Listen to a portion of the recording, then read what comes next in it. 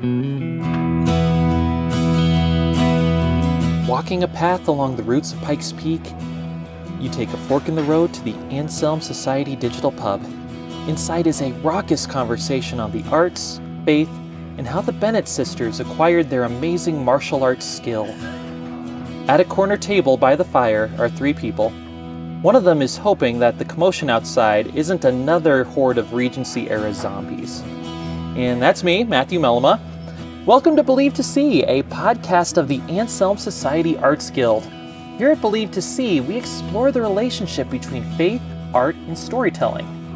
Our goal is to help you connect the great story, the great stories, and our own stories in order to understand what it means to live with a Christian imagination. Alright, so for those of you who've ever tried to market a book, or those of you who've ever gotten really into certain genres of books, you'll know what I'm talking about. It's a book category I like to call remix. As a formula, you could break this remix down into story X meets genre Y. Okay, here's what I mean.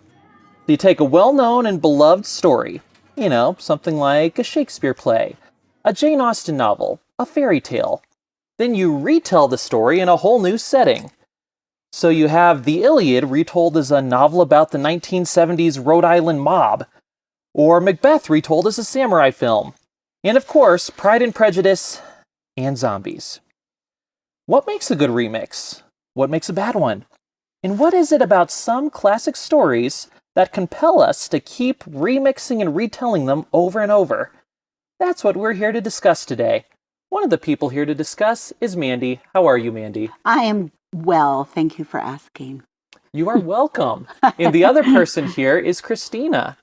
Hi, Matthew. Hi, Mandy. Hi. Christina, I only hope that my notes did prove to be adequate for your purposes. Don't know why you're referencing that, but they were great. Okay, so here's why I'm referencing it. Okay, so the other day, I'm writing notes, show notes so that everyone knows what I'm going to talk about, and I type them up. I think I do a good job. I send them over Slack, and then a few minutes later, Christina responds like, "So, are you going to send us notes at some point?" That's not what I said. He is misquoting. This is fake news. This is fake news. Looks good, Matt, but I thought you were going to do like notes about a show. Hey, this is why we are a good group, because we all have very different ways of preparing for podcasts. I was hoping you'd put together notes that are about an interesting show. Yeah, one that I actually like being on, Matthew. So anyway, what we decided to do for the show is each of us sort of took a cluster of stories that often get remixed. So we're going to talk about some different stories, maybe examples of one that we think is good, one that we think isn't good. So I want to talk about what the elements of a good remix are or a bad remix. I also want to talk toward the end about why we keep doing this to ourselves. So just so you all know where we're going with this, I am going through remixes of Jane Austen's Pride and Prejudice, of course. Mandy will be doing various Shakespeare works. And Christina will be doing various fairy tales. Okay, so let's huddle. What's the best way to go about this? Should we each take a turn explaining some good remixes, or what do you think?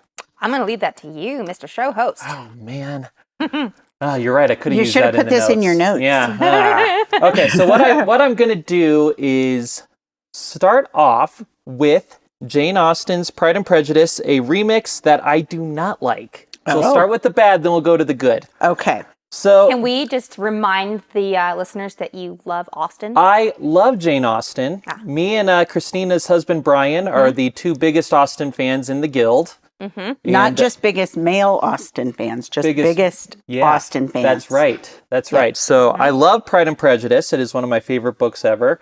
So this is why I wanted to remind the listeners to let them know that Matthew has authority when speaking on his Austen loves and dislikes on remixes and Thank you. I have opinions. You do, but they're also well informed, and I wanted to give you that and throw you that bone so the listeners could respect your opinions. Yeah, pay attention. Pay attention. Well, thank you. It'd be nice if the listeners respected my opinions for a change. But so this is going to sound weird because we've already established I love Pride and Prejudice.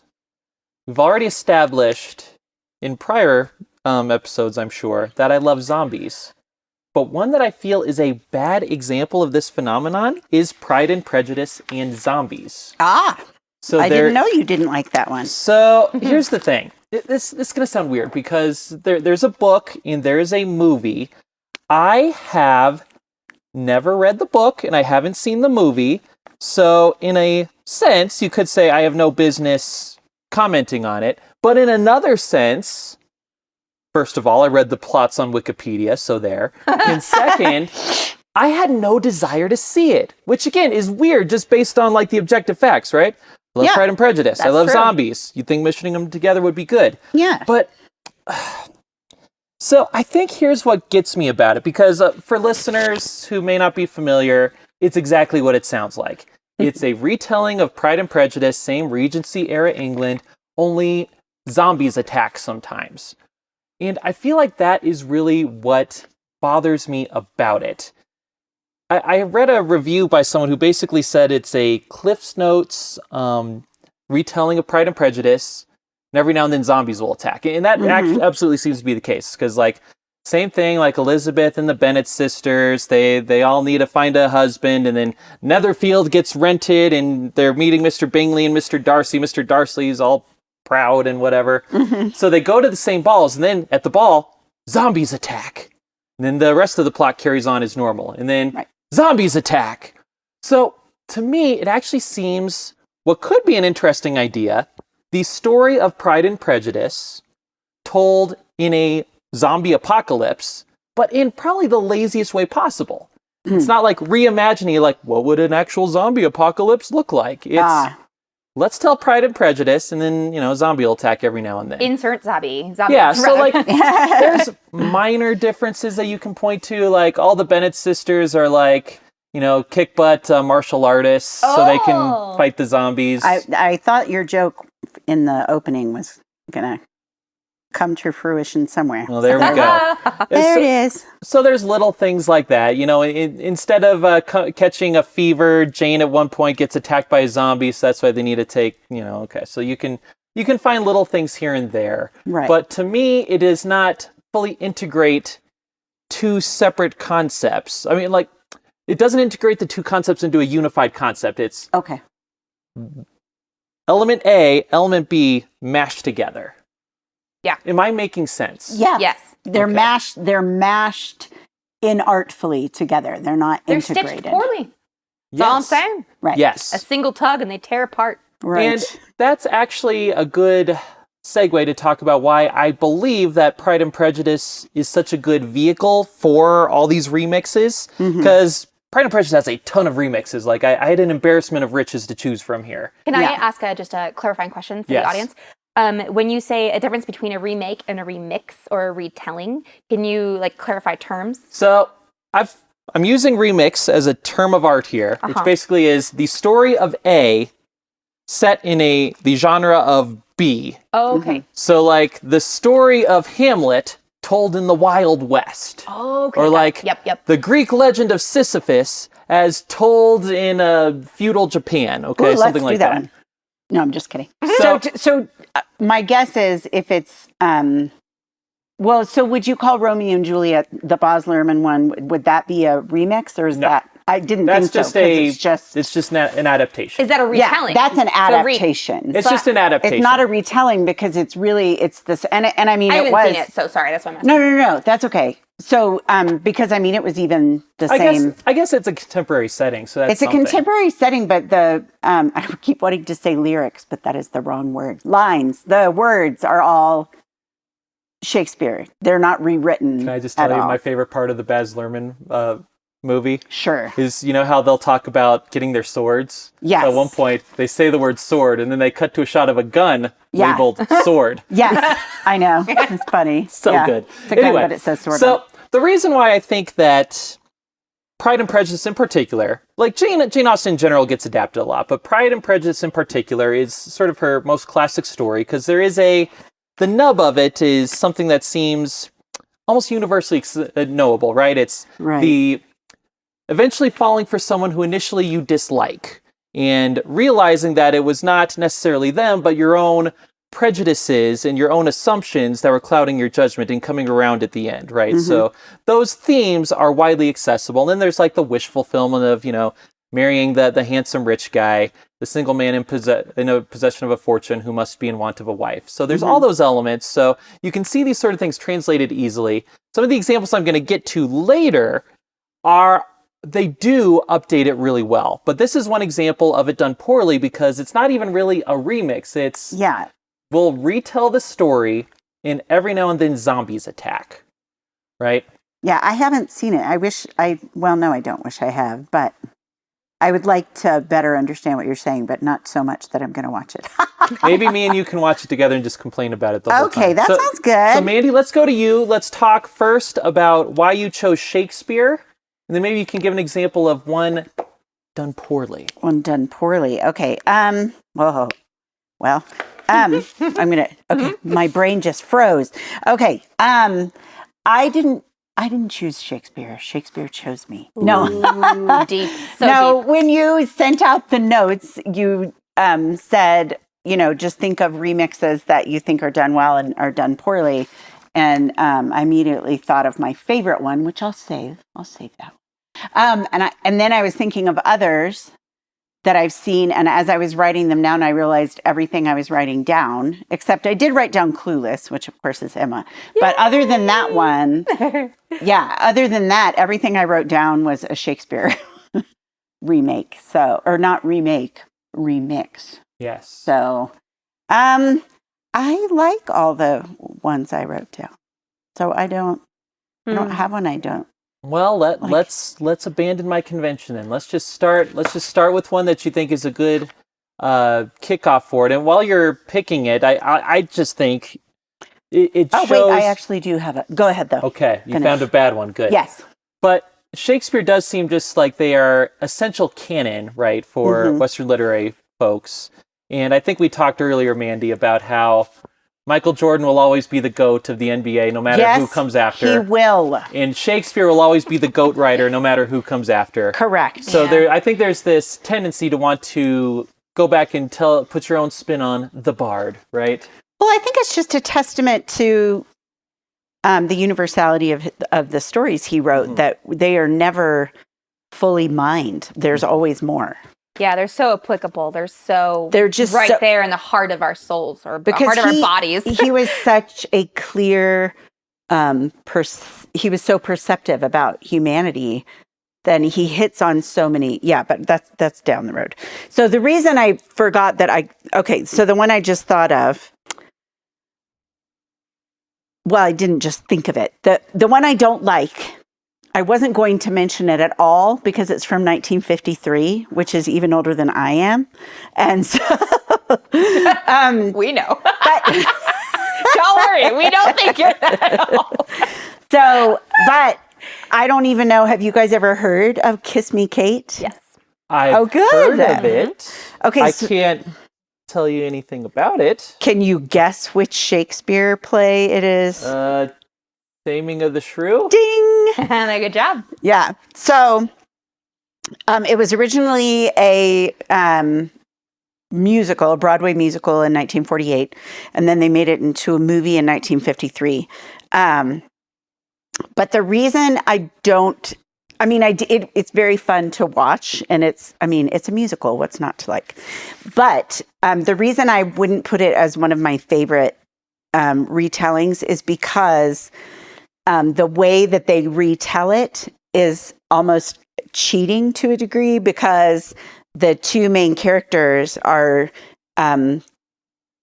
actors who used to be married, and they're cast in a Broadway play. So it's like a show within a show. Oh. They're cast as Petruchio and Kate. Is it like an inside joke? So it's a show within a show. So the two of them are forced, even though they can't stand each other, they're forced to come together and play these roles that really are sort of who they always have been. Right. And the story arc. Yeah. Spoiler, of course they get together again in the end. But so to me, like, that's sort of a retelling, but the fact that the source material is laid right out there and named.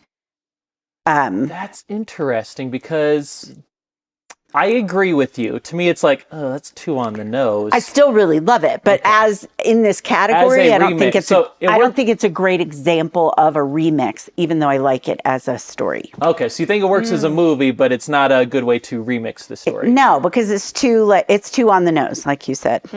Oh, he's playing this character and going through the same character arc, and she is okay. Mm-hmm. That makes sense. So if you had to rewrite it so it was effective? How would you do it? So it's an effective remix. Oh gosh, I don't know if that's possible because the premise, maybe if they didn't know each other before and they were cast, well, I don't know how to do it without making them cast in naming the show. You know what I mean? I think it would just have to be, I don't know if there's a way to redo it without. I don't think I could call that redoing that. It would be a remix. It's almost too meta, right? Yes. There you go. Yeah. So is it more than? Would you say that Kiss Me Kate is more of a retelling than a remix then? Like a retelling in the sense of like there's their own context for the story, but it's still the same story. Just I don't even know if it's a retelling. I think it's just a fun. Okay. Like I was thinking it's a rom-com that like has a cute twist because they're playing characters that everyone already knows, and oh look, they're so much like those characters, you know. Well, it's funny. There's a whole series of Hogarth. I think I've told you guys about the Hogarth Shakespeare project. It's a publisher that has hired contemporary authors to do remix/retellings of Shakespeare, and some of them are really like Joe Nesbo did Macbeth, and it's a remix. It really is, and he doesn't mention the play Macbeth at all. It's just it's brought into modern times, and it's gangs instead of countries, and he's the police chief instead of he's the mayor instead of the king, like all this stuff. So that one really is, I think, a remix. But then some other ones, like Ann Tyler did a version of Taming of the Shrew called Vinegar Girl, which I think is like the perfect. Isn't that a great title? That's a good name. It is Vinegar a great Girl. title. Yeah, Ann Tyler is amazing at titles. But for her, it's more on the nose because it's Or wait, no, that's not the one that is. Sorry, that one's another good one. The one. Now I can't remember. Anyway, the different authors for the Hogarth Shakespeare project, some of them did it like the remix, and then some of one of them, and I can't remember the play right now, and that's why I'm getting frustrated. But he does it almost like it's a drama teacher doing the play, The Tempest. It's a retelling of The Tempest, but it's on the nose like the Kiss Me Kate. Same problem. Does that make sense? It does. It's actually similar from sort of a different angle to a movie I came across in my research. That was a very long, arduous journey through Mandy's brain. But we made it to the point, so you're good. So there's this 2013 film called Austenland. That is one of Emmy's favorite movies. If you tear it apart, it's okay. I won't let her listen to the podcast. Well, I haven't seen it, but it stars Kerry Russell, who you may recognize from every single Hallmark movie that my mom watches. She's the girl with the amazing hair. It is nice hair. But anyway, it takes place, she goes to this like theme park in England called Austenland, where you dress up in Regency dress. And while she's doing that, she has a Pride and Prejudice type romance. I did not care for the premise because the movie just seems to like eat its own tail. No, you like it? Yes. Okay. Do tell. I mean, in the campiest, goofiest way possible, especially because Jennifer, what's her name, is in it. Jennifer Coolidge? Yes. Because is she the like super funny lady that she's in one of the movies that Christina's going to talk about too. Man, my brain is not working tonight. I'm sorry. Yeah, so it's ridiculous. So go into it knowing it's supposed to be ridiculous. So do you like it ironically, or do you like it on the terms you're supposed to like it? No, I like it. Okay. So yeah, Bethany does not, but Emmy loves it. Interesting. So is it a remix? Is it a retelling? So is it irony? It is a remix of Pride and Prejudice themes. But she's very aware that she's reliving Pride and Prejudice. Yes, it's very self-aware. So it's not a remix, or it's a new story. She's having this Pride and Prejudice type romance at a Jane Austen theme park. Oh, funny. Okay, that sounds funny, actually. Okay, yeah. So it's for like Jane Austen super fans, Matthew. Maybe I'm just grumpy. Well, I'm a Jane Austen super fan, but I'm not going to go to a Regency era theme park. It's not a theme park. It's a Regency era. It's basically a retreat in a castle, and where you wear the Regency era stuff and try to talk like it. You really like don't would think do that. I think you would totally do that? You would do that. You're stuck on the words theme park. I think also Danielle would go with you, and so she'd be like, dude, what's wrong? Let's go. Yeah. I just act all surly and everything, be like, I'm Mr. Darcy now. What? Yeah, but you'd enjoy I do not that. have the talent of easily conversing with people who I have just met. Yes, and you're going to love that role. You're Mr. Grumpy on the podcasts, right? Well, thank you. Yeah, the grumpy old man. So you're going to love it. It's perfect for you. We need to just make this happen, even though the place doesn't actually exist. All right, so moving on to you, Christina. Let's talk fairy tales. So you are focusing on those. Why do you think those get remixed and retold, readapted so often? Oh, goodness. Yes. It's funny because that question, in so many ways, is like way too big for me to answer, and yet it excites me so much because there is so much to answer as it is. So, I mean, and I'd love for Mandy to chime in too, because she studied fairy tales, or I think a bit you said. Yeah, and I've been so articulate of late. Oh my gosh. Sorry, go ahead. Too much fun. That was too good. Okay. Okay, fairy tales. Go, girl. Yeah, so, okay, fairy tales. Yes, I think there is something very, very, kind of like what Mandy was saying about Shakespeare. There's something very intuitive, but I think they were written in a way that was close to home. They're very, in a lot of ways, like simplistic in nature. They have like a very basic plot line that pretty much anyone can relate to, whether or not the plot line is realistic. For example, does everyone get their Prince Charming, i.e. like Cinderella, Snow White, Sleeping Beauty? Like, no. But can we all relate to that basic plot line, that basic desire, that basic, concept? Yes, I think absolutely. And there's like so many things you could say about like how fairy tales have been reinterpreted for different like generations, I think, and in different cultures and times. So I was actually reading this really interesting article in Times Magazine, and she was comparing 1950s Cinderella to and all that like to how Cinderella itself, partly because of Walt Disney, but partly because of like the 50s themselves, that fairy tale, or at least the way Disney or Walt Disney started telling it, really started resonating with women. And she kind of started comparing it to, okay, well, that's actually makes a lot of sense for that time, and the retelling it now, and sort of the way the idea of the fairy tale woman has changed over the last couple decades. It's just very interesting. But if you think about it, like, the fairy tale retellings and remixes have not stopped. No. So they might change in dynamic or in character development a little bit, but there's just something about the basic desires and failings and flaws and successes and victories of a fairy tale that we just kind of either naturally emulate or want to emulate, or failings that we fall into. And so I think it's a very natural retelling.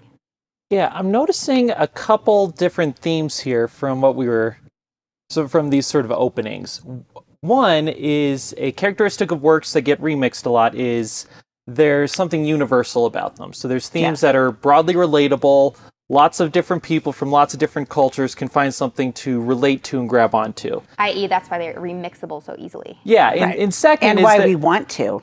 sorry. And related to that is that they're kind of cardinal works, right? Yeah. So Shakespeare, again, among most important works in the Western canon. Jane Austen sort of invented the modern, saying romantic comedy sounds reductive, but I know what you mean. That whole genre comes from her. Fairy tales, again, they're enduring tales that have survived for centuries and centuries. So there's sort of these two things together, right? This cardinal place in our literary imaginations, plus universal themes that can easily be adapted. Right. Yeah, and can I just interject real quick on that, Matthew? And not to disagree necessarily, but when your last phrase, what was it? Not to disagree, but to point out where you're wrong. The cardinal very story. Funny.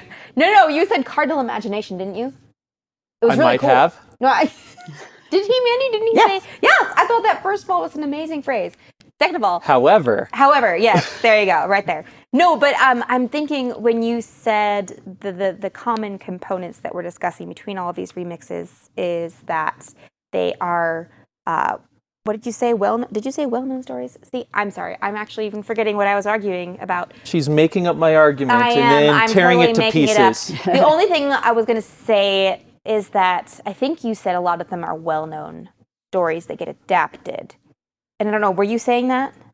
Well, they're just, if you're going to make a list of like important stories for like the literary remixing. Canon. Right. Literary Yes. canon. That's what I was going In for. general, I right. think that's what I was about to speak against from the fairy tale perspective, because this kind of goes back to myths and stuff too. Like, you can go back and study different cultures who had no connection with each other, and they each had their own version of, say, Cinderella or Sleeping Beauty or The Jungle Book, right? Like they all had their own various takes on what would it be like for this woman to be enslaved and, mistreated, but then meet her Prince Charming, or what would it be like for a man or a woman to live in the wild and be raised by wild animals, and then, so those are just random examples I pulled from the top of my head. But so I would say that with the fairy tale, I might not put that quite. That's very that canon. Jungian, actually, of you.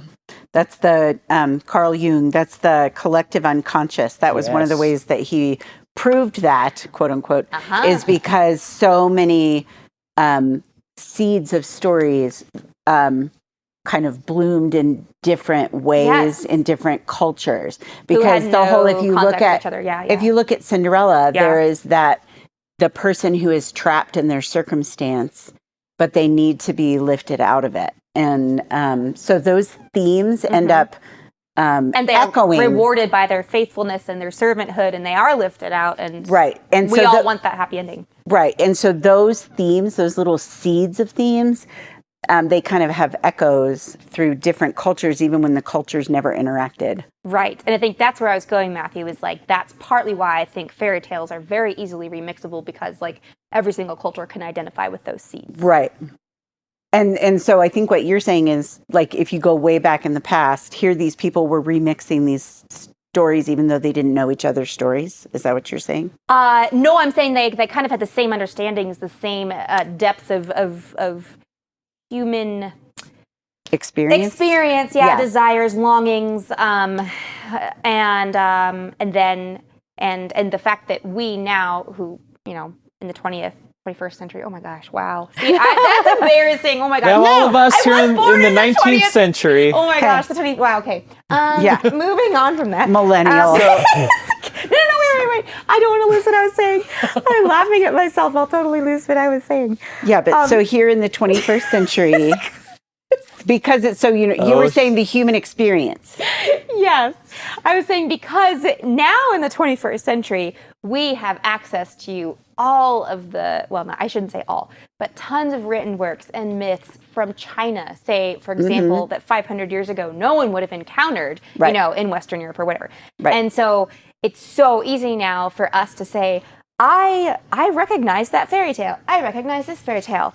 We need to merge them. Oh my goodness. And so the remixing is so, it's like a malleable plot and context and time and space that, it is so easy to take them and meld them together. So I guess that's what I'm arguing as first. Fairy tales is their adaptability because of how deep and how far and how ancient they go across cultures. All right. It was Kurt Vonnegut, I think, who said that every generation another author gets rich retelling Cinderella. No way! And Seriously? he said that in reference to Harry Potter. So you can definitely see that. Oh my gosh, I do see Cinderella in Harry Potter. Yeah. Dude. You just blew my mind. Oh my gosh. Well, Kurt Vonnegut gets most of the credit. Okay. But, so That's Christina, impressive. let's keep the tradition going. Let's start with an example you think is unsuccessful. Then we can swap some successful ones, talk about what makes them work. Right. Unsuccessful as fairy tales in general. A remix of a classic fairy tale that you think doesn't work. Or if all of yours are good, let's just go if right they're all to the good. it's okay. Yeah, I'm feeling like I really mostly thought of successful ones. Apologies for that. How dare you focus on the good. Focus on the good. Honestly, I would have to say I'm a sucker for Ever After. And I think that it's a pretty fantastic retelling of the Cinderella. All right, why don't you tell us for the less Drew Barrymore inclined what happens in Ever After? Okay, yes. So Ever After is quite unique in that it takes the story of Cinderella and puts it in a historical time and place. Doesn't use historical figures except Leonardo da Vinci, which is the most random person to include, and I love it. He is fantastic. So yeah, I can't remember who plays him. Sorry, I don't want to derail us. So no, it's okay. I'll Google it while y'all talk. But no, he's okay. And the weird thing is how faithfully he's. I mean, I don't know if his personality was like that, but whomever wrote that really loves Leonardo da Vinci. Yeah. I almost said DiCaprio. Anyway, sorry. So no, okay, but sorry, did you have a question? I was just going to say, so basically it is the Cinderella story, which again, Cinderella fairy tale takes place at no particular time. Right. And it sets it in Renaissance France? Yeah, Renaissance France. Yes, Renaissance France. So, oui. Yes, I do absolutely. I think at first it feels a little bit like, okay, where are you going with this? Drew Barrymore's character feels very goody two-shoes as she ages. Like her young self is brilliant. But then you start seeing it go. You see her anger come. You see her sort of turning against her stepmother and stepsisters, making choices that actually cost her something. And then really regretting some of the choices that she made. And she just becomes this very real person. But there's a couple things about why I think it was done well. Partly because it was set in historical place and time, and it was quite faithful. I actually looked up where it was filmed, and it was all filmed in France. Oh, that's great. Because it is a French story. It is a French story. Yeah. So I thought that was, so already props to the director. Or whoever decides where it's filmed. I don't actually know. I shouldn't pretend to know. But I suppose, I'm guessing the director has some say on where it's being filmed. So probably. Something that I noticed, I'm not sure if I like it or not, I'm open to your opinions, is that they kind of have this as an origins of the tale, right? Because the brother... Have you seen Ever After? I'm sorry. Yes. Okay, good. Got it. So the brothers Grimm are characters. Charles Perrault is a character, and they're the ones who originated a lot of the stories. And the viewer is led to believe that observing this tale of this Cinderella lady led them to write the story, right? They have some tie-ins like Leonardo da Vinci has this famous portrait, Head of a Woman, and they imply at the end like, oh, that's a picture of Cinderella, right? So I can understand why people would like that. Can I just say this kind of a grumpy old man opinion of mine? I dislike and that's how the author came up with that idea trope of movies. Yes, you have actually talked about that before. You don't like... Funny. Yeah, you don't like that Tolkien movie where he's talked to his friends, like, we'll be a group of friends that are inseparable. Right. Fellowship. And they're expecting us to go like, oh. Okay, but can I push back? No! Let me push back on that, though. Because I feel, I don't think this is the same as like the origin story of like Beatrix Potter or whoever else they've done that with, because this in and of itself feels like a fairy tale. Okay. So I don't feel like the viewer is ever expected, even for a split second at any level of consciousness, to think this was a real story and this is how Charles Perrault wrote it. I think we're invited in, and particularly because they start with the painting. Yeah. And the old woman is telling it. It feels very lush, and like the fairy tale is that this is the origin of this other tale. Yeah. To me. It does too. And I think, and how you say, I don't remember the phrase exactly, but every, tale begins with a grain of truth kind of thing. Mm-hmm. And so there's the idea that, this truth has been told and it's been, turned into a story by these writers, and they come and this old woman is like, I need you to know where this particular story that you're trying to tell originated with this painting. Let me tell you this story. And so for me, it actually, I don't know if it lends credence, but I do love the fact that it begins in a setting of storytelling. Right. And yeah. I love that's a good that. point. Yeah. Mm-hmm. And I think it's so important to tell stories and to tell our story and to tell history and to tell it authentically. And that doesn't mean like we don't embellish or create fiction or whatever, but like an authenticity, which brings like the beauty and the raw and the real into that story. And I love in the end how they sort of pull the writers in, and the writers are sort of re-enchanted, I guess you could say, by the story anew. What an Anselmy way to describe it. I also think that this was a really solid way of sort of redeeming the weak points of Cinderella. I think so too. Which are like, oh, yay. I mean, the original Cinderella story, there's no real character development. It's just prince, peasant rescued by handsome prince. Of course she loves him. He's a handsome prince. Right. And so what Ever After does is show Cinderella as this whole very strong, heroic figure. And the still prince, that beautiful servant's like heart. And there is more to the prince than his wealth. And he defies the wealth to choose the girl. And so it makes the story much more richer and even more human. It does. And he chooses her over the wealth because they fell in love over who she was. Exactly. And the things that she believed. And she loves him for who he is, because she doesn't even know he's the prince when they fall in love. Spoilers everywhere. Actually, or does she? No, she does. Oh, okay. I was probably thinking of a different retelling. No, it's okay. Right. Seriously, she throws apples at him without realizing he's the prince. Yes. Okay. She falls in love with him. Do you know what? I like the Brandy Cinderella, by the way. But anyway, that's a whole other thing. No, I think the cool thing about it too, and I actually had Brian watch this with me recently, and he's such a good sport. We watch movies of each like that. Like, you trade? That's what we do. No, we don't trade. We're just like, trade. I'm surprised. They don't trade. Like, it's just Christina's movies. No. No, I actually looked at him the other night. Like, you and I were so lucky that we actually watch a lot of the same genres. Like, I love action movies. He loves romantic comedies. Like, we both love spy shows. Like, we love all these like genres together. So it's actually not hard to love a movie together. Well, that's good. But all that to say, he liked it. Yes, actually, he's like, it was predictable in the beginning, but he's like, I actually was surprised it's a fairy tale. at like how brilliant. Like, he didn't use the word brilliant. I don't remember. I shouldn't put words in his mouth because I can't remember his exact words. But basically, he's like, I was actually really pleasantly surprised, and the fact that they gave Drew Barrymore so many references from classical works. Mm-hmm. She was super intelligent and well-read and used Thomas More, right? Wasn't it Thomas More? Utopia. Yeah, which was Thomas More, right? Mm-hmm.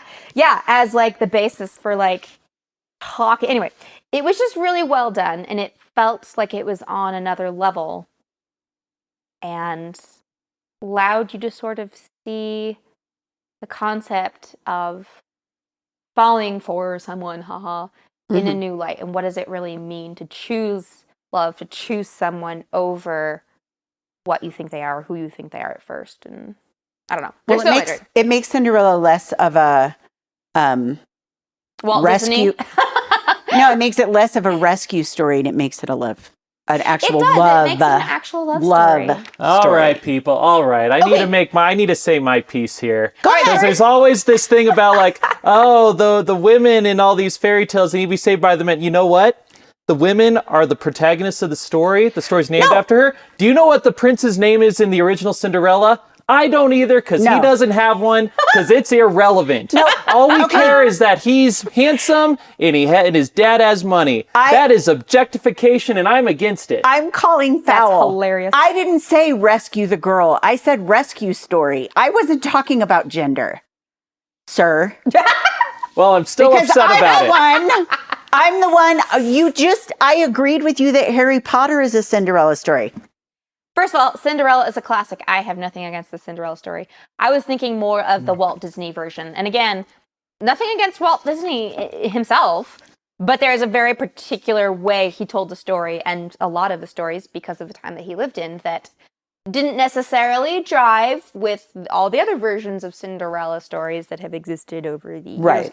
And I felt like Ever After, though obviously a retelling of a fairy tale, was relatable, had humor, involved some very clever lines, some realistic dialogue, cool costumes, cool cinematography, just saying. Yes. Some inside jokes about parenting and love and, and just some very actual affectionate moments without having that overly feminist, oh, girl power. It's no, she's a legitimate, beautiful, intelligent woman. And they give the prince a name.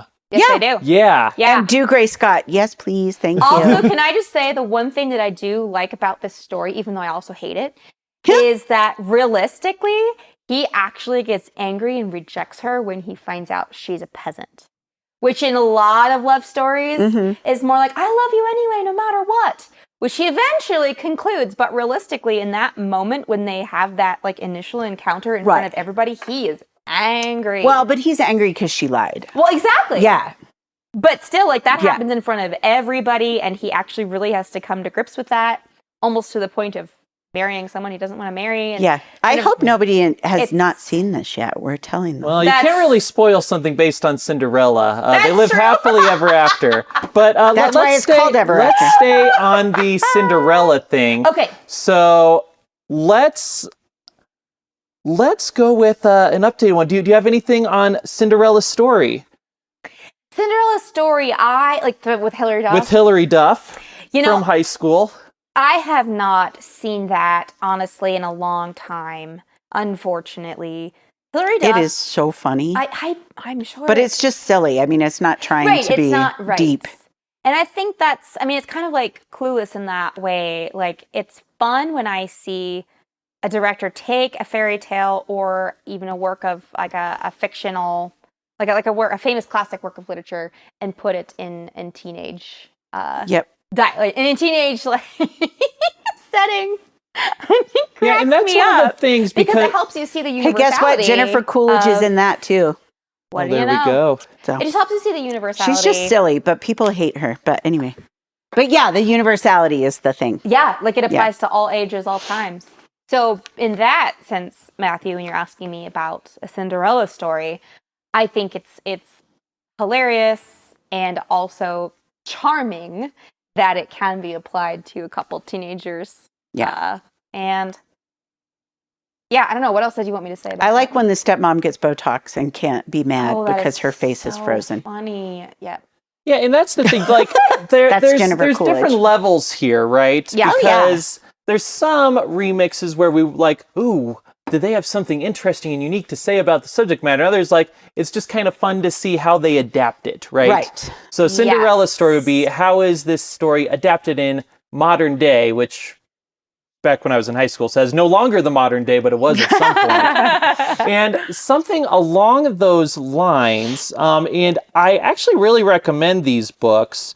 So it is Cinder, the 2012 novel by Marissa Meyer. It's part of the It's the first book in the Lunar Chronicles series. And they are very interesting. It's a series of 4 books that retell classic fairy tales from the point of view of future sci-fi. And they do a very interesting job with it. So Cinder, obviously that's Cinderella, right? But she is a cyborg, and she's working in like this big future city. And, you know, in one of the big conceits there is that there's colonization on the moon, and the Lunars have developed superpowers to like control people's minds. That's like how they do like magic and stuff. And part of it is it's a nice story. It's just a nice little sci-fi story, but also it is kind of fun to see like, how's she going to get the pumpkin? Oh, there's the pumpkin. So I don't know if there's much to say beyond that, but it was fun to see how it comes in. And of course the themes, like you can probably guess, you know, she falls for the prince. She doesn't know he's the prince, blah, blah, blah, blah, all that stuff. Well, you know what? Bethany in high school was in a retelling of Cinderella, and it was set in New York. She was the fairy godmother, but she was this like little old lady with like a shopping cart, and she like finds the pumpkin in her shopping cart, like, cute. and she was hilarious. Yeah, So- and that's another thing, like, part of the skill there comes from seeing, like, how do you take the specific plot points, the specific motifs from one setting and apply it to another setting so that it still works. Right. Mm-hmm. So Matthew, I have a question for you then, and this might be getting into furthering the context of this episode, but what in your mind makes a successful remix? I think a successful remix, I'll be a good segue into some of my Pride and Yeah, because I want to hear Prejudice some of your ones. good ones. You've only shared your bad one. Awesome. I think a successful remix takes the core of the story, the thing that makes the story really shine, Okay. plucks it out of one context, plants it into another one where it works in the new context, Right. but still while keeping the core of the story, right? Amen. Yeah. So it's almost like you uproot it from one area, plop it down in another Transplant it. habitat. Right, Yeah. but and you it don't still is hack it off in yeah, the it's middle. able to flourish in the new habitat. It's Yeah. all about gardening, guys. Yes. Oh, it's always Oh about man, it's just gardening. It's about Christina's gardening. greatest hits today. So one that I really enjoy, even though it's a bonkers movie, is Bride and Prejudice. Okay. It is a 2004 Bollywood retelling of Pride and Prejudice. I have not seen it. Have you, I have Christina? seen it. Okay. I love it so much. Is it That's a good one that Brian did not want to watch with is me. is it a good movie? I don't know. Do I love it? Yes. Is it a good remix, even if it's not a good It movie? is. So basically it retells Pride and Prejudice in, again, early Bollywood. 2000s Right. India. Right. So they make a couple really interesting creative choices because, you know, for folks familiar with Bollywood, it has all the typical trappings. There's the elaborate dance numbers, there's the elaborate song numbers. It has sort of that feel to a Bollywood film. Mm-hmm. But the way that they cast all the characters, I found very interesting. So, you know, Elizabeth Bennet's family, they track pretty closely. So basically in Pride and Prejudice, the Bennets are gentry, but they're kind of lower class, kind of not rich gentry, They right? need So to climb some more. they're technically upper class, but they're lower upper class. Right. Yeah. And that's sort of where they are. So they have sort of their own farm and they work and they're reasonably successful. And then at a big party, the Jane character meets this handsome, like, businessman who's Indian. But then here's what I find very interesting, and I'd like to Okay. discuss this. I'm ready. The key decision that this film made that set the course for everything else is William Darcy is American. Ooh. Oh. Ooh. He's the heir to a hotel fortune. Okay. And he's American and doesn't quite know what to do with all this India stuff. So is that just playing up the prejudice part of the Pride and That's Prejudice? my question, because they didn't have to do that. Right. And because Darcy is American, like, part of the film, they move over to Los Angeles to, like, because they need, like, contrived ways to meet Mr. Darcy. Right. The Mr. Collins character, he's an Indian who gets a job in America, so he goes and he buys this sort of big, ugly, you know, like, mansion in a new development. And it's really interesting. But yeah, that was my thought, because why did they make Darcy American? Does it work? I think so, because Would it really work as well if he weren't? it would have worked if he would have been just like a rich Indian guy, right? Okay. But I But you're saying think it was a successful remix. I really want to know why you think the American version and that's the worked thing, really well. because they didn't have to make him American for it to be a successful remix. Because again, like the Bingley character was Indian, but Darcy's like this Indian character's friend, like they met at college or whatever.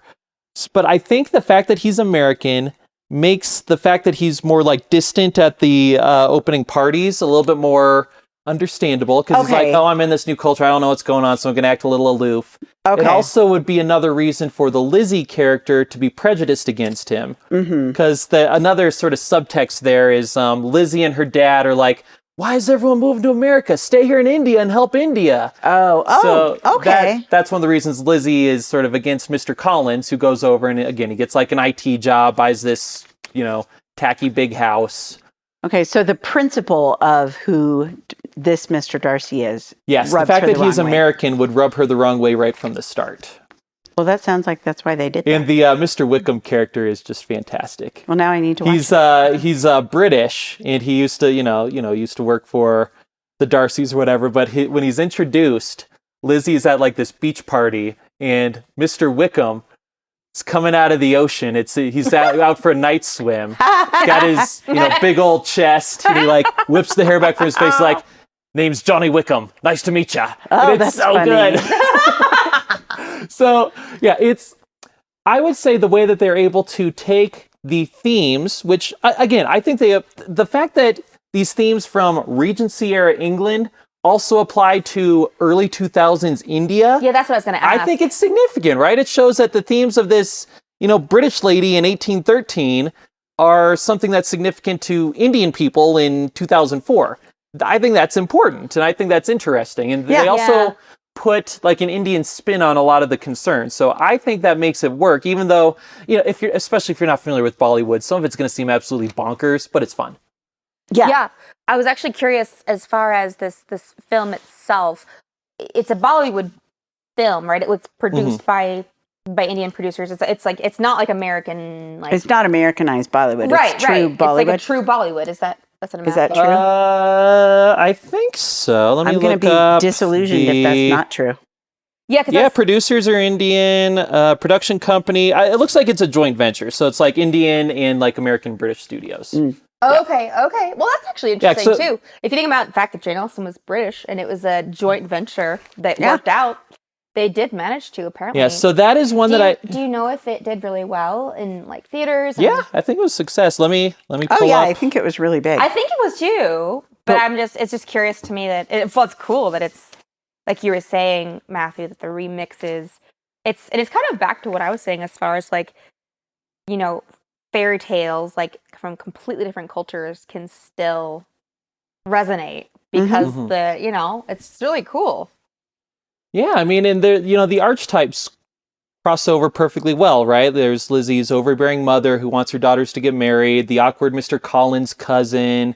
There's like these universal archetypes that you could tell the Bollywood production crew had no problem being like, oh, an Indian Mrs. Bennett. That's totally easy. Here we go. Because every culture has a Mrs. Bennett. Yeah, that's true. But yeah, so almost every family has a Mrs. Bennett extended family. Bride and Prejudice, I really enjoyed it. Might not be for everyone's taste, but whatever. So one that I want to talk about briefly before getting to my gold medal winner. Yes. One that I want to talk about briefly is called Ivory and Bone by Julie Eschbaugh. This one, it's going to sound like I'm making it up. It's Pride and Prejudice in caveman times. Oh, no. Now, that's not how it's marketed because, in a world where Geico commercials happen, we know we can't say caveman anymore. Oh, no. But it takes place in like Paleolithic times, right? Oh, lordy. And it is loosely based on Pride and Prejudice. This may be an indictment about the book. I made about halfway through and I gave up on it. But I loved it. Seeing how they translated this into, because like the premise is there's two clans who are dwindling in numbers, resources are scarce, so the clans need to unite, right? Mm-hmm. That's a good way to adapt the Jane Austen theme, because one of the reasons why Jane Austen stories are so compelling is that there's actual stakes. It's not just... That is a good point. It's not just, I need to marry this cute guy because he's so dreamy. It's, if I don't find a husband, I might starve to death, right? So there's actual stakes here. And well, there were stakes in Austen too. Oh, absolutely. Yeah, those are the stakes in Austen as well, because like a lot of the decisions in Jane Austen books are driven by very practical Yep. life. You will be an old maid and live very poorly if you do not marry well. Exactly. So that comes across very well in the caveman types. I'm not sure how well it worked beyond that, but they're able to capture some themes. So that almost gets more of an honorable mention. But my gold medal for best Austen adaptation, I'm going to be honest with you all, I discovered it earlier today when I was researching. I didn't even know it existed. But I love it to pieces, and it is called The Lizzie Bennet Diaries. Okay. Is it a book or a movie? It is a YouTube channel. A YouTube channel? Oh my goodness. No way. What? Here is the premise. It takes place, it occurred between 2012 and 2013. Okay. So it was a series of, the premise is it's a series of video blogs, so vlogs, right? Uh-huh. Yeah. That the Lizzie Bennet character has. Okay. Where Lizzie Bennet in this is, she's 24, she's still living at home, she's like in graduate school for like a, media communications degree, so she'll be talking about her life, and then like Jane, her older sister's there, so is Lydia, so they'll like come onto the screen and talk about stuff. Charlotte is there as well, she'll come, and that's how it is so far. I'm only 14 episodes into the 100 episodes, okay? Mm-hmm. Found it this afternoon. I'm already 14 episodes in. Wow. How long is each episode? Only about 3 minutes. It's great. Oh, okay. So they'll just be like, yeah, I'm Lizzie. This happened. So then they'll be like, well, I need to tell you what happened at the party last night. So then like Liz will give her account, then Charlotte will give hers. They'll like reenact what Darcy did. The Bingley character is a medical student from a wealthy family named Bing Lee. Oh, it's so good. That's fantastic. But the way that they do it, so first of all, having this interesting medium, right? Right. It's weblogs. So it's videos that take place in Lizzie's bedroom. Yeah. And that limiting factor is actually, I think, a really good creative catalyst, because they need to get creative about like how they talk about what their mom's up to, how they introduce the Darcy character. Because it's all through like secondhand stories like Lizzie and Lydia talking to each other. Yeah. Okay. They drop the characters really well. Like, I think the Lizzie character works as a 2013 Elizabeth Bennet. Lydia does too. Jane does. Like, they do a great job adapting these characters into the modern world. Slight warning for those who might want to watch it. Lydia tells some pretty PG-13 jokes, so be careful of that. Oh, sorry. It sounds like Lydia. It does. Yeah. Highly recommend it so far. I just think it's a really, really clever way to adapt it. And apparently, like, when it was going on at the time, some of the vlogs would be like answering actual audience questions in character. The characters would have social media profiles and like respond to each other as part of it. It was just hilarious. a whole thing. And I think it's brilliant. It's the way to do it. Yeah. Okay, so Matthew, then if you were to say there is a successful and unsuccessful way to do remixes, why does your absolute favorite one work? This YouTube one. Why? Like, if you were to give like a summary, like I know you just gave a whole bunch of reasons, but like, what is like the thing that makes it work as opposed to Pride and Prejudice and Zombies? So Pride and Prejudice and Zombies did not work because it basically was a Cliff Notes, Pride and Prejudice, same era, same everything, that every now and then zombies would attack. Essentially, that's too reductionist, but that's essentially it. Whereas the Lizzie Bennet Diaries, I feel like they really are trying to adapt everything in a way that's true to the source material, but still in a contemporary way, in a creative way, right? They could have just done a straight movie, and it probably would have been okay, but making it a YouTube channel was just such a fresh take, because that's how an actual Lizzie Bennet would have communicated, right? And In today's day and age, you mean? yeah, Okay. yeah. An actual today's Lizzie Bennet would have communicated, and like they captured TikTok or YouTube. One of those. exactly. This was 2012, so this would be YouTube, definitely YouTube. yes. Yep. Yep. Yeah, Very so accurate. I think they really were innovative in adapting the source material that is very modern, but still true to the source material. And how do you think, because, as artists in a podcast about Anselm, artistry and being storytellers and writing and composing and creating for our audiences, how do you feel that this YouTube series does in communicating effectively with their audience? I think they do a great. Well, one of the interesting things here is if you weren't already familiar with the story, I'm not sure how much sense it would make. Okay, that's actually a really good point. Because I had a Pride and Prejudice story that I read too that I was thinking the same thing. It's called Aisha at Last, or Aisha. I don't know how to pronounce it. It's Ayesha. Oh, Aisha. Aisha. Okay, yeah. And it's a Muslim. Excuse me. Yeah, that's a really common Muslim girl's name. Oh, Aisha. well, there you go. Yeah. It's a Muslim retelling of Pride and Prejudice. And I was reading it. I had no idea, actually. I only figured it in 3/4 of the way through, or figured it out. I'm sorry.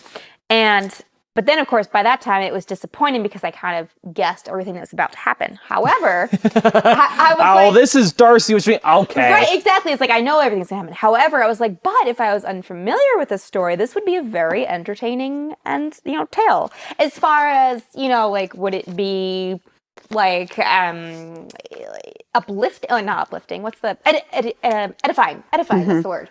Would it be edifying? I don't know. Probably not. But would it be entertaining and new? Yes. However, I know that story.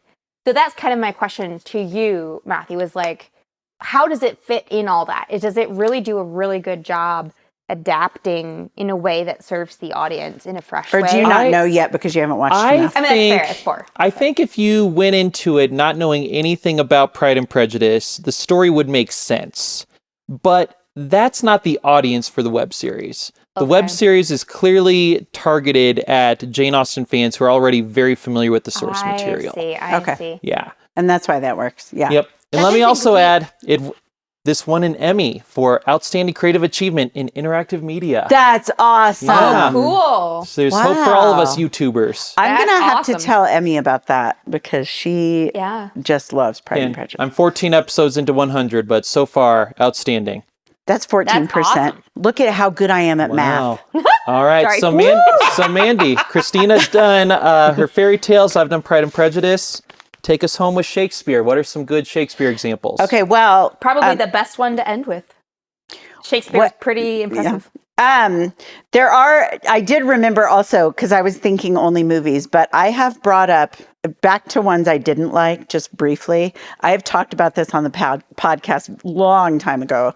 Do you remember me talking about the story of Edgar Sawtelle, which was Hamlet, but with dogs? Yeah. Yeah. So I thought that was a great idea. I loved the book, but when I figured out it was Hamlet, I was like, no, Ophelia is not a dog.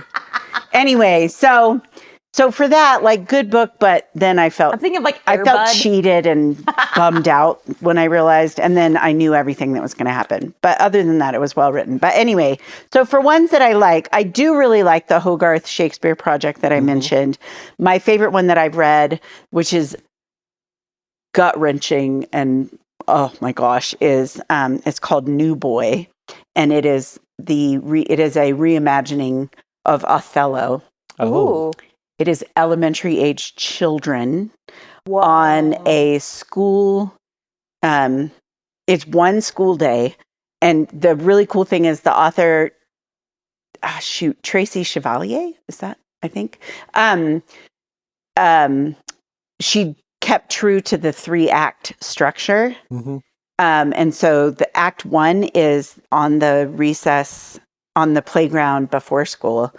Act 2 is on the playground at lunch, and then act 3 is after. And it's this new little black boy in a white neighborhood. Wow. And it is every bit as violent as Othello. I was going to ask, is it for kids or is it for adults that have to take place among kids? Right. It is not for kids. It is exactly as violent. And I remember when I realized it was going to go like that far as Othello, I was like, oh my gosh, but oh my God. It was so effective. And it was just like a reminder that these like black, white, like, Pride and Prejudice, but worse. Right. All these are eternal struggles that we have, and they remain violent. Like that was a really good one. Vinegar Girl was another really good one. One that was a retelling of King Lear that's not a Hogarth one is 1,000 Acres by Jane Smiley. That was a lot. It was a little too heavy for me. Not like King Lear is light. I mean, anyway. King Lear is a pretty heavy place to start. Yeah, but my favorite book adaptation, I would say, or not adaptation, remix would be New Boy. Even though it's devastating, you might think there's something wrong with me that I liked it. No, but you just whatever. have this great taste. But Vinegar Girl was good and funny, as Taming the Shrew should be. So, but as far as film not adaptations, remixes, film remixes, I have 2. And I'm having I know which. So 10 Things I Hate About You. Absolutely love that movie. That is another Taming of the Shrew. Okay, I haven't seen it and I want to. You recommend it? You have to see it, Okay. and then you will just cry the whole way through because why did Heath Ledger die young? Oh no! Oh my gosh. I think it's the first big thing he did, and it just reminds you of how absolutely brilliant he was. Okay. And he and Kirsten Dunst. No, not Kirsten Dunst. What's her name? Stiles. Yeah, Julia Stiles. Julia Stiles, I'm sorry. Is that it? Yes. That's not the cook lady, is it? No. Okay. Julia Stiles. Julia Childs. Yeah, there we go. Julia Stiles. Stiles. Yeah, okay. No, Julia Childs was not in this movie. Anyway, it is so well done. And part of the reason is, like Matt was saying, it really kept the core, but it fixed some of the stuff that really is pretty kind of like yucky about Taming of the Shrew, where, I mean, the way our good friend William wrote it, it's kind of, I mean, we can't really cheer on how Kate ends up basically getting broken and becomes like basically a slave to Petruchio. And I don't care which gender it is. You don't want to break down a person to get them to prove a point and win a bet, right? Okay. I'm still laughing how you said our good friend. I was like, oh yeah, he's our good friend. Mandy and Peter's good friend William. Who Yeah. Oh, I Bill. see where she's going. Okay. Just Bill. But anyway, so with 10 Things I Hate About You, it elevates the material to a degree, not to say that I'm not, okay, I know William Shakespeare's rolling over in his grave. I just mean it elevates the moral point. It kind of digs the moral point out of the like sludge that it was in, even though. It honors Shakespeare. Yeah, it honors Shakespeare, but it also improves the Kate character doesn't get broken and like become subjugated to this Petruchio character. You know what I mean? Like he actually respects her and he's very charmed by her strength instead of like seeing it as something to break. Interesting. Does that make sense? It does make sense. Yeah. So that's why I like it. It. And also, I mean, I don't really like teen rom-com kind of movies, which a lot of the Shakespeare adaptations were like that. Like She's the Man. A lot of Shakespeare's comedies work really well as teen comedies. I think it's because it's more, the actions of the characters are more believable as being done by teenagers. That is true. So like, yeah, that's true. But for the most part, like She's the Man, I'm not, whatever. I really like, but 10 Things I Hate About You is really good. And I will say probably it gets an edge because I do love Heath Ledger so much. I just think he was so brilliant and we just really lost something as like art lost something when we lost him. But my gold medal. Gold medal. Ready for a gold. Before you give your gold medal, can I give mine? Yes. And it can be like an honorary mention. Okay. And if it's the one you're going to do, I'll let you do it. But my favorite Shakespeare remix is Throne of Blood. I don't know that one. Me either. So good. Is that Macbeth? Sounds like Macbeth. Yes. Nice. Good guess. Nice. I mean, it is blood, indeed Macbeth. Throne. I was like, So this 1957 Japanese film from director Akira Kurosawa. Wow. I know that name. Well, he's one of the greatest directors ever. The lead character of Macbeth is Toshiro Mifune, who is so good. He's the guy who, even if you don't know him, you see him, you'll recognize. He's like just this like man's man samurai guy. That's and awesome. He's Macbeth, and they are reasonably faithful to the story, but obviously it takes place in feudal Japan, right? Which so works. I mean, it's feud. It works seamlessly. That's what Macbeth is feud. Exactly. So like they adapt some things, like great remix right there. The witches are like this sort of Japanese spirit and all of that, but it fits so well. And Again, Mifune does such a great job of Macbeth sort of descending into madness and tyranny. And one thing that I thought was really great is Lady Macbeth. They really leaned into Japanese culture at that time to make her even more sinister. Ooh. I think, don't quote me on this, but I think it seems like the custom of that time is if you're a highborn lady, you'd have this dress with this it's a very thin dress, so it's very difficult to walk. So you have to take like little baby steps almost. Oh yeah. So they really lean into that. So because she's like a geisha girl. Lady Macbeth, when she's hatching her plot and she's going about it, she has to walk very slowly because of this. But it's like, it's very deliberate. It's like, it's taking a long time. She's plotting this out. She has a plan. She's not rushing into this. It's cold-blooded. Wow. It's so good. That's one of my dream roles. Highly recommend Throne of Blood.